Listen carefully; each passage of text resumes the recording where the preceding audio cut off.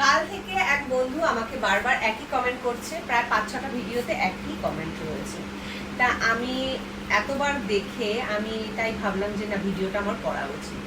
তার হয়তো জানতে ইচ্ছা হয়েছে বা তার হয়তো কোনো উপকারে লাগবে, তা সেই কারণেই হয়তো বারবার আমাকে কমেন্ট করছে বা জানতে চাইছে এই দরজাটার বিষয়। এই যে এখানটায় বসে খাওয়া দাওয়া করি, এই দরজাটা হয়তো সব ভিডিওতেই তোমরা দেখতে পাও।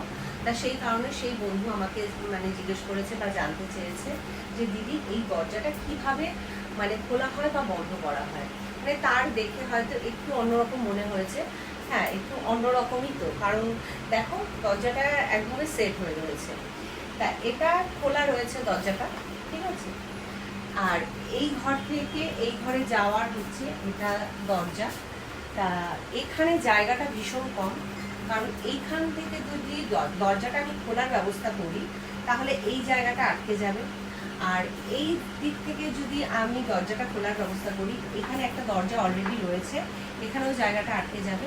আর ওই ঘর থেকেও যদি আমি সেম এইভাবে সোজাসুজি রাখি, ওই ঘরের জায়গাটাও আটকে যাবে। তা আমি এবং রূপক দুজনেই বুদ্ধি লাগাই বা মাথা লাগাই। এটা যদিও 6-7 বছরের বেশি হয়ে গেছে বলো না এই দরজাটা, লকডাউনের সময়। তা এখানে দেখো একটা চ্যানেল রয়েছে, আর চ্যানেলের এটা স্লাইডিং করা হয়েছে। দরজাটা দেখো আমরা এইভাবে টেনে আটকে এখানে একটা চিপার রয়েছে, এই চিপারটা দিয়ে আটকে। তা এই দরজাটা এই কারণেই এইভাবে করা হয়েছে, এইভাবে বন্ধ করে দিচ্ছি।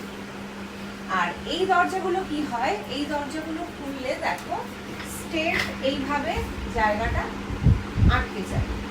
তা ওইখানে যেহেতু দেয়াল রয়েছে, এই সাইডে যেহেতু দেয়াল রয়েছে, তাই অসুবিধা হচ্ছে না। কিন্তু এই ঘরটার মিডল পার্ট থেকে যেহেতু দরজাটা মিডল থেকে যেহেতু দরজাটা, তাহলে আমি এই দিকেও আমার জায়গাটা আটকে যাবে, আর এই দিক থেকে খোলা হলে এই দিকটাও আমার জায়গাটা আটকে যাবে। তা সেই কারণে এই দরজাটা স্লাইডিং করা হয়েছে। আশা করি তুমি বুঝতে পেরেছো বা তোমাকে বোঝাতে পেরেছি। তা ভিডিওটা কেমন লাগলো অবশ্যই একটা তোমার অ্যান্সারের মাধ্যমে জানিও। চলো টাটা।